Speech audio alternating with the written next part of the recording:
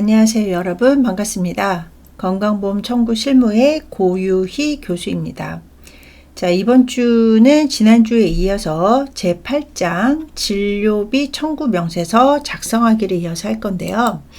우리 지난주에 요양급여 비용 명세서에 해당하는 항목들에 대해서 쭉 설명을 하고 있었거든요. 저희 교재 385페이지를 보시면 저희가 이 요양급여 비용 명세서가 이제 의과 한방, 보건기관에 따라서 조금씩 달라지고 입원이냐, 그 다음에 외래에서 온 환자분들의 명세서냐에 따라서 조금씩 달라지기는 하거든요. 그래서 우리 지난주에 이제 그 등록번호, 가입자 성명, 순자 성명, 여기, 이제 기입하는 난이 있었고요.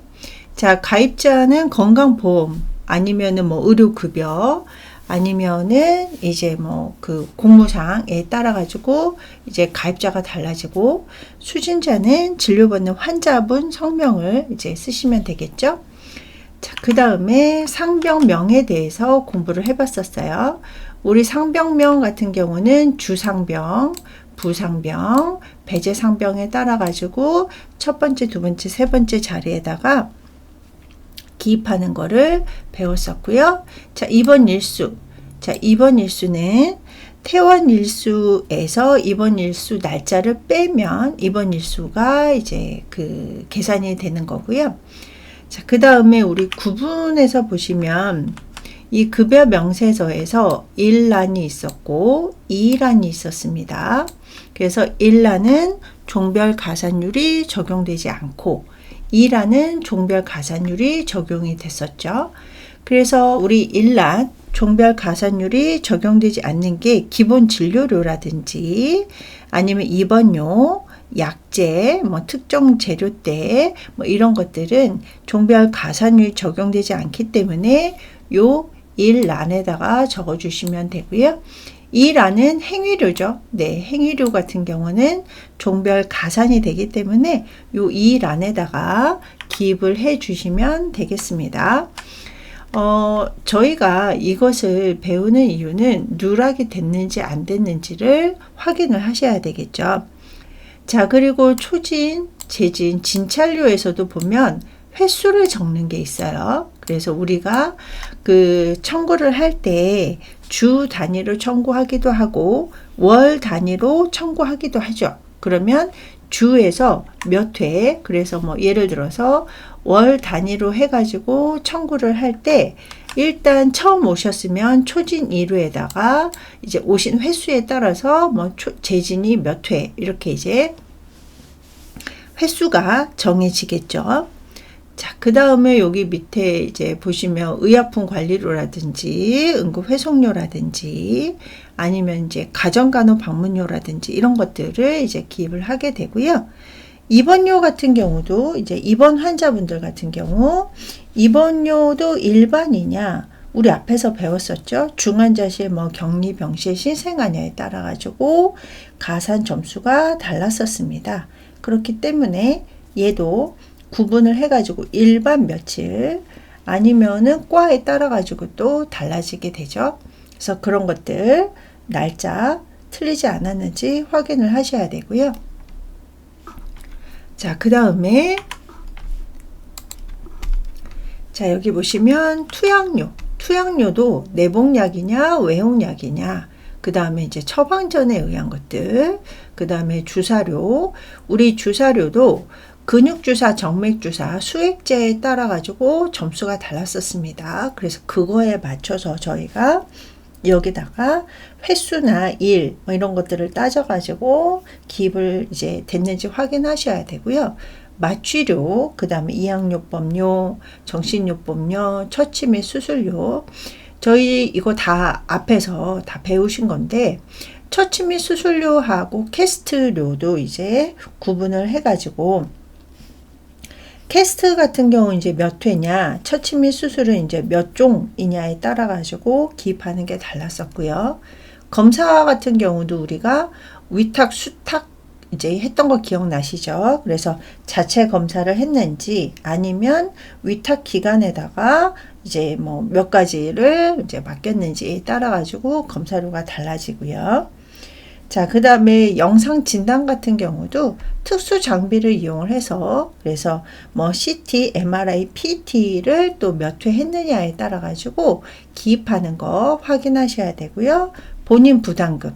네, 본인 부담금이 이제 뭐 100대 100부터 시작을 해가지고 뭐 100대 90이냐, 80이냐, 50이냐, 30이냐에 따라 가지고 이렇게 구분을 할 수 있어야 됩니다.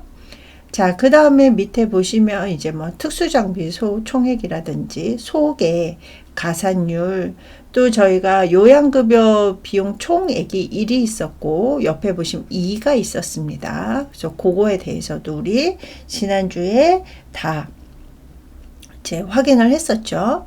소개 같은 경우는 이제 1란, 2란 이렇게 해서 구분을 해가지고 이제 기입이 되어 있는지 확인을 하실 수 있어야 되고요. 자, 그 다음에 우리 옆에 이제 그 당월 요양 개시일이나 최초 입원 개시일 이런 것들에 대해서 쭉 살펴봤었습니다.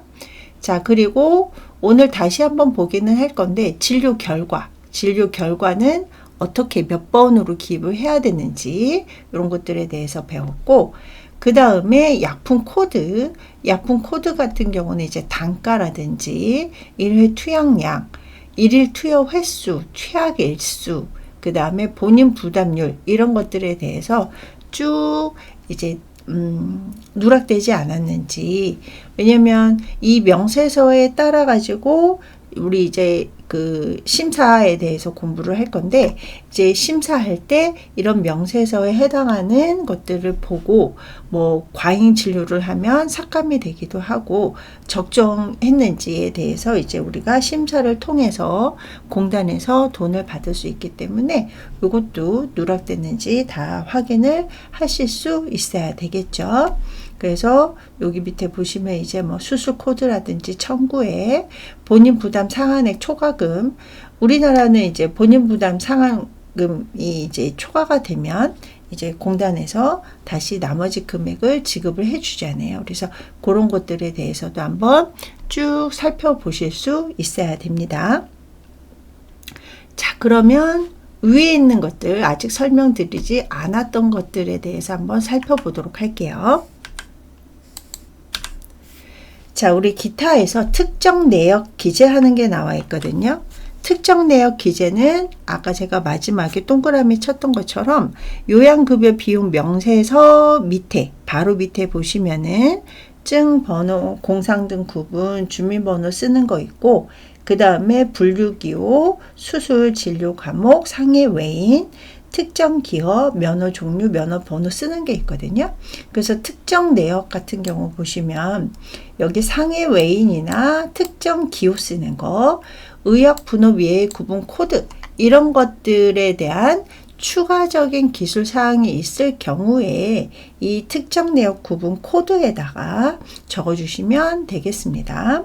그래서 이 특정 내용 같은 경우 상해 외인, 특정 기호 이런 것들은 이제 요 급여 비용 명세서 바로 밑에다가 기재를 해 주시면 되는데, 우리 서면 청구는 이제 많지 않단 말이에요. 근데 만약에 그 서면 청구를 해야 된다라고 했을 때는 요 상해 외인이나 특정 기호, 그 다음에 의약번호 외의 코드 이런 것들은 해당 항목란에다가 각각 기재를 해 줘야 되고요.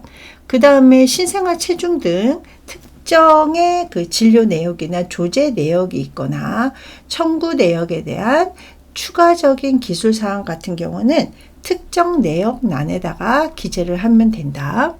자, 잠깐 위로 보서 여기 보시면 특정 내역 칸이 있죠. 예, 그래서 여기에다가 기술을 해 주시면 되겠습니다. 우리 특정 내역 칸에다가 기술하는 것 중에 하나가 또 그런 거 있었잖아요.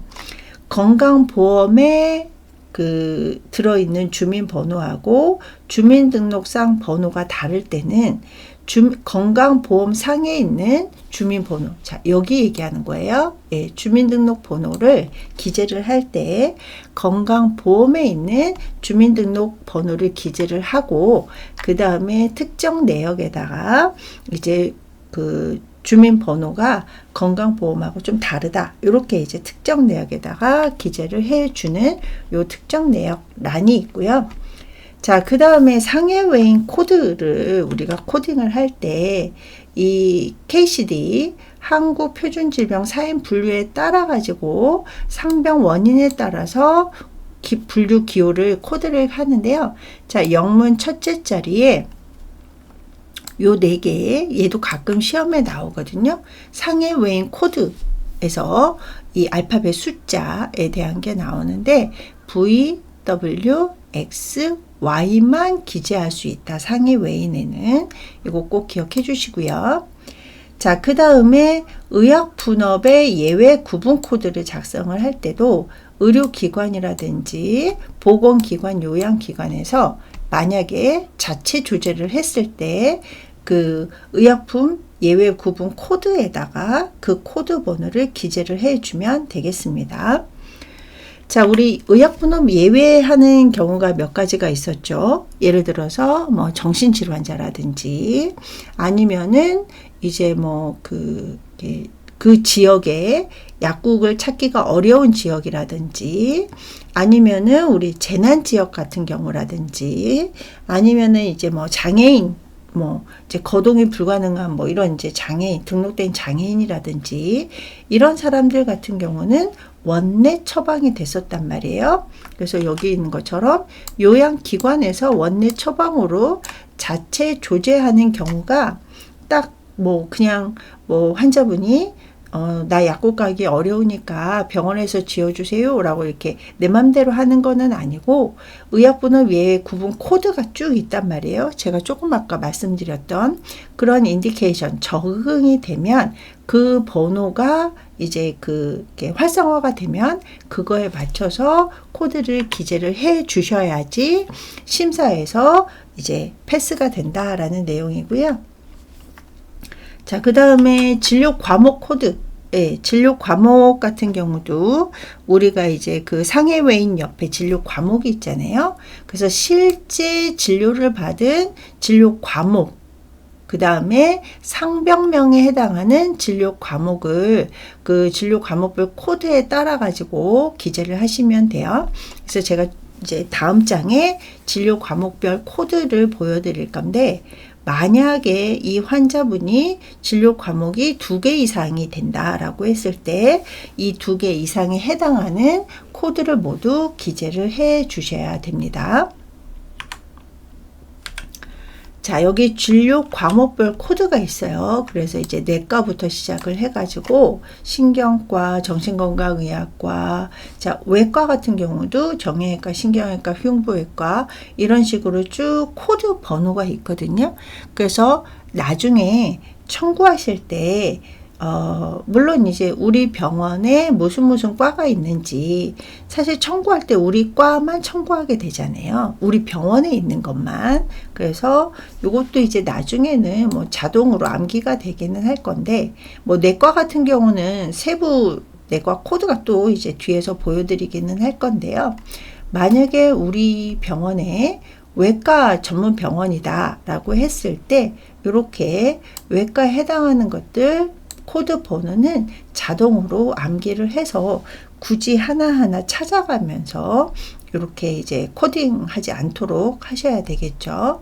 뭐 예를 들어서 우리가 이제 의원에 취업을 했다. 안과 의원에 취업을 했다라고 하면은 코드 번호는 12번이 되겠죠. 그래서 이런 것들 다 이렇게 그 청구를 할때 급여비용 명세서 확인하고 또 하나씩 나중에 누락되지 않도록 상해외인이라든지 특정 기호 쓰는 것들 그 다음에 그 급여비용 명세서에서 1란에 작성해야 되는 거 2란에 작성해야 되는 거 이런 것들 다 기억을 해 주실 수 있어야 되고요. 자, 그 다음에 내과 세부 진료 과목이라고 해서 만약에 이제 내과 통합이다 그러면 코드 번호가 00, 그리고 내과에서도 이렇게 보면 순환기 내과인지 아니면은 신장내과인지 감염내과인지 이런 것들에 따라 가지고 이제 코드 번호를 또 내과는 세부 진료 과목이 또 따로 있기 때문에 만약에 우리 병원에 이렇게 이제 그 내과가 세분화되어 있다라고 하면은 그거에 맞춰서 다시 또 코딩할 수 있어야 됩니다. 그리고 저희 교재 388페이지 밑에 보시면 7번에 명세서 작성 순서가 있어요. 명세서 작성 순서를 잠깐 보면 이제 처방전 발급 번호하고 점검 번호, 처방 일수가 맞는지 확인하시고 처방 내역 확인하시고 그 다음에 그 요양급여의 내역 순으로 따라서 기재하고 그 다음에 그거를 확인할 수 있어야 됩니다. 자, 그리고 389페이지 보시면 진료비 청구라고 해가지고 앞에서 제가 말씀드렸던 것처럼 1항, 2항에 따라 가지고 쭉 이제 그 확인하시면 되고요. 자, 그 다음에 종별 가산 금액 3번 보시면 가산율 같은 경우는 원 미만은 4452해서 기재가 되어 있는지 확인하셔야 되고 4번 우리 요양급여 비용 총액 같은 경우는 1항과 2항 그 다음에 종별 가산 금액을 합쳐서 진료비 총액을 기재를 하셔야 되는데 얘는 10원 미만은 절사를 하고 기재가 되어 있는지 확인을 하셔야 됩니다. 자, 그 다음에 진료 결과. 그래서 388페이지 보시면 진료 결과의 구분 코드를 확인하실 수가 있죠.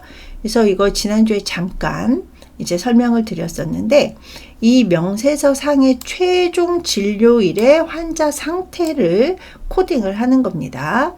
그래서 명세서 상의 최종 진료, 그러니까 이제 심사 청구하기 맨 마지막 진료일 당시에 입원 중이거나 계속 내원이 예정된 경우에는 1, 그러니까 저희가 뭐 주 단위, 월 단위로 청구를 할 때 뭐 8월 31일 날 까지 정리가 됐는데 9월 달에도 계속 내원 예정이다 라고 하면 1, 그 다음에 다른 요양교건으로 이송됐을 때는 2, 그 다음에 당초 의뢰한 요양기관이나 1단계 의료기관, 그래서 우리 의료 전달 체계에 맞춰가지고 회송이 됐을 때는 3, 그 다음에 병원에서 사망이 확인될 경우에는 4, 자, 그 다음에 5번, 예, 그래서 1, 2, 3, 4 이어지다가 퇴원 또는 외래 치료 종결이 됐을 때는 9, 이렇게 진료 결과를 또 기재를 하실 수 있어야 되겠죠. 자, 진료 결과는 아까 앞에서 네, 여기 명세서를 보시면 여기 왼쪽 상단에 왼쪽 상단에 진료 결과 코딩하는 데가 있죠. 그래서 여기에 뭐 1 또는 뭐 종결이 됐다 그러면 9 이렇게 기재가 되어 있어야 된다라는 내용입니다. 자, 그 다음에 여기 보시면 우리가 이제 그 심사하고 뭐 진료비 청구하고 정상관리 이런 것들을 다 확인을 하려면 그거에 적절하게 맞추어서 이제 청구를 해야 되잖아요. 그래서 우리 이제 심평원에 들어가시면 히라 치셔도 되고 심평원 치시면 요 업무 포털이 뜨거든요. 그래서 여기에서 우리 이제 그 병원마다 공인인증서가 있을 거잖아요. 그 공인인증서로 로그인 하셔가지고 보시면 됩니다. 그래서 심사기준 종합 서비스도 있고요. 그 다음에 여기 보시면 그 통합신고 포털도 있고 홈페이지 들어가서 내가 자료 같은 거 확인도 하실 수 있습니다. 자, 심사기준 고시, 그 다음에 수가 약가 이런 것들을 조회해보고 싶으시면 얘도 심평원에 여기 들어가시면 아까 말씀드렸던 종합 서비스에 들어가셔서 뭐 진료비 청구하는 방법이라든지 뭐 아니면 정성 관리라든지 이런 것들을 다운받아 가지고 확인을 하실 수가 있습니다. 자, 이렇게 해서 요양급여 명세서 작성하는 거 했고요. 이어서 저희 교재 391페이지 보시면 진료비 심사 및 청구에 대해서 쭉 나와 있어요. 그래서 요거 살펴볼게요. 자, 심사 청구 같은 경우는 교재를 보시면 진료비 심사 제도는 의료기관이 환자 진료 후에 보험자 단체에, 그러니까 보험자 단체는 국민건강보험공단이 되겠죠. 그래서 보험자 단체에 진료비를 청구했을 때 보험자 단체에서 의료기관의 부당한 진료비 청구나 착오 등의 여부를 심사하는 것이다. 그래서 이 심사에 대한 정의가 나와 있는데요. 근데 우리가 보험자한테 청구를 해야 되는데 보험자가 이런 심사를 또 어디에다 위탁했어요? 심사평가원이죠. 그래서 우리가 청구는 원래 돈을 주는 곳은 보험자, 그래서 국민건강보험공단이지만 심사 청구를 해서 청구하는 곳은 심평원이다 라고 생각하시면 되겠습니다. 자, 심사 청구를 하는 이유, 심사를 하는 이유. 네, 이 심사 같은 경우는 이 관계 법령이 정한 기준과 원칙에 의해서 의학적으로, 그러니까 의료기관에서 환자 진료를 했을 때 의학적으로 보편 타당한지, 그 다음에 경제적으로는 과잉 진료라든지 너무 비싼 뭐 이런 것들만 사용한 게 아니라 비용 효과적인 방법으로 요양급여가 행해졌는지 이런 여부를 공정하고 객관적이고 타당하게 심사하기 위해서 이 심사 과정이 들어가 있다. 자, 그래서 심사를 하면서 불필요한 과다 비용을 억제하고 그 다음에 부당한 진료 비용의 지급을 방지해서 의료 자원의 과소 이용, 이것도 문제죠. 네, 너무 과소 이용한 것도 문제고, 그 다음에 부적절한 이용을 방지하고, 또 사회보험 제도 하에서 우리나라 이제 사회보험이 그래도 세계적으로 좀 인정받는 사회보험이잖아요. 이런 사회보험 제도 하에서 의료 보장 취지에 합당한, 그러니까 모든 국민이 적절한 의료 혜택을 받을 수 있다라는 의료 보장 취지에 합당한 적정 진료를 보장함으로써, 그러니까 과소진료, 과잉진료 이런 것들 다 이제 배제를 함으로써 요양급여에 대한 사회적 책임과 국민에 대한 의학적 보호 기능을 실제화하기 위해서 이 심사라는 게 이루어지고 있다. 자, 그래서 요 빨간 글씨는 기억해 주세요. 의학적으로 보편 타당해야 된다. 경제적으로는 비용 효과적이어야 된다. 불필요한 과다 비용이 억제되어야 되고 부당한 진료 비용의 지급이 방지되어야 된다.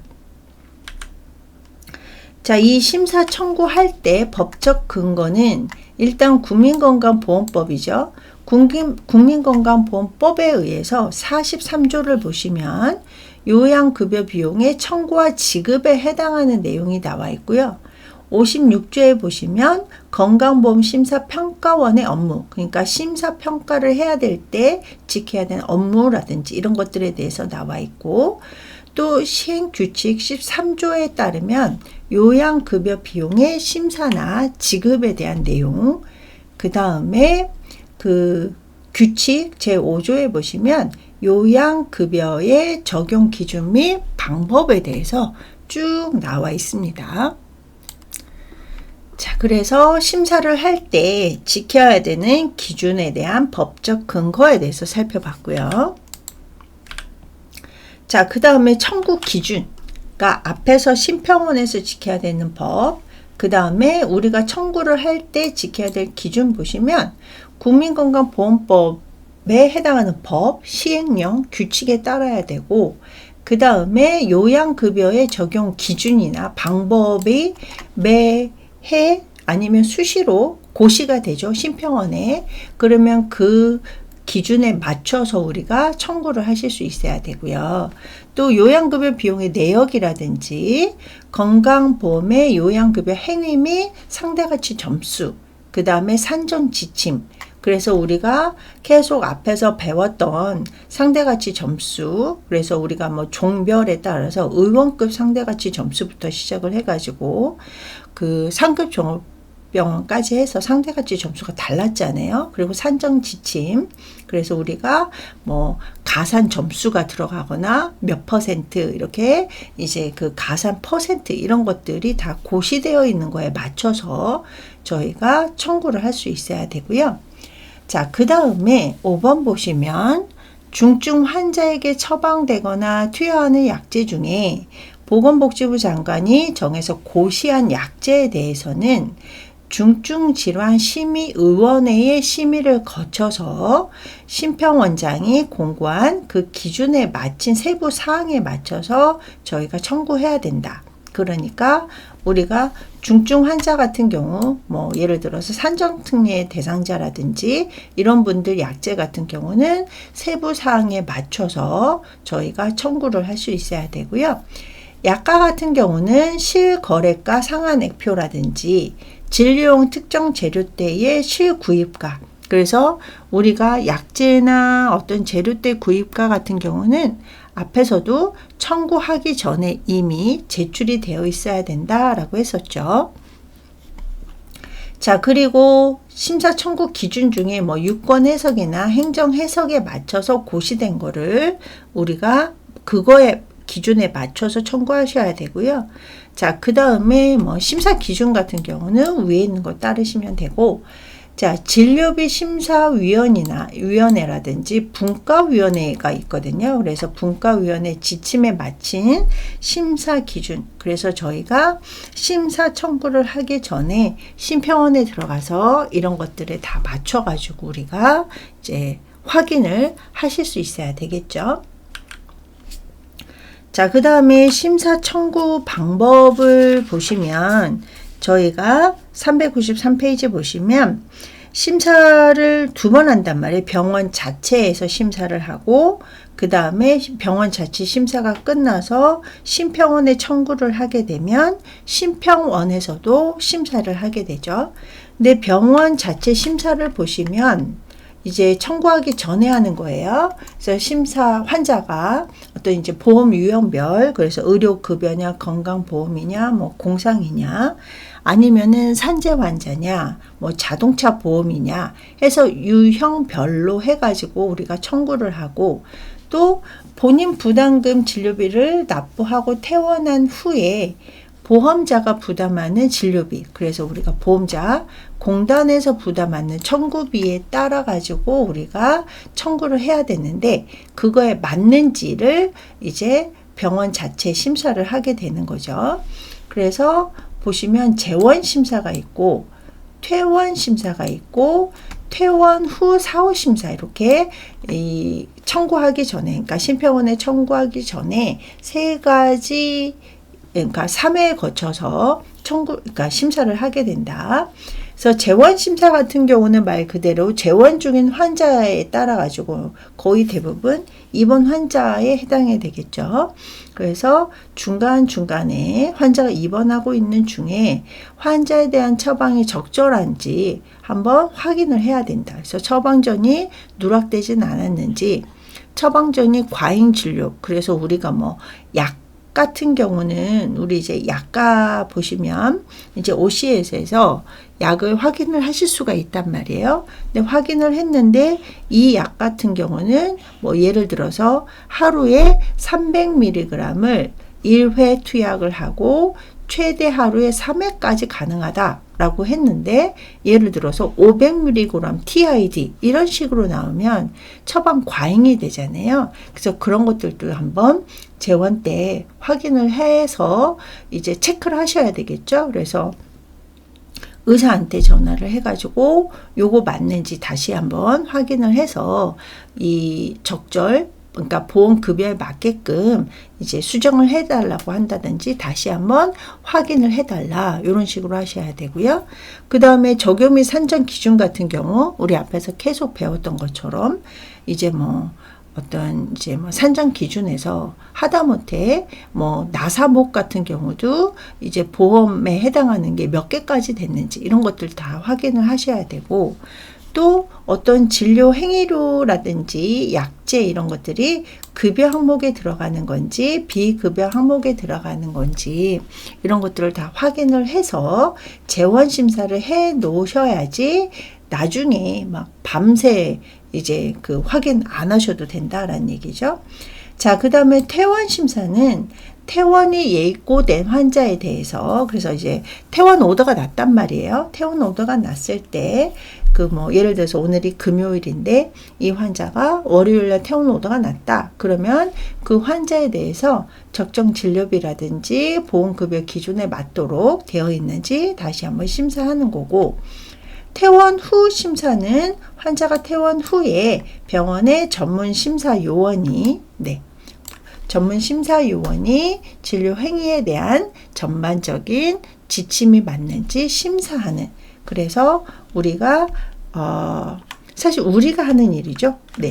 이제 병원에서 근무를 할 때 그 청구하기 전에 중간중간에 환자가 이제 퇴원할 때까지 기다리는 게 아니라 중간에 재원 심사도 해 놔야 되고, 그 다음에 퇴원이 예고된 환자분들 같은 경우 오더가 딱 났다라고 했을 때 퇴원 심사도, 그 다음에 퇴원 후에 청구하기 전에 우리 그 적정한지 지침에 맞았는지 기준에 맞았는지 이런 것들을 확인을 하고 그 다음에 청구가 들어갈 수 있어야 됩니다.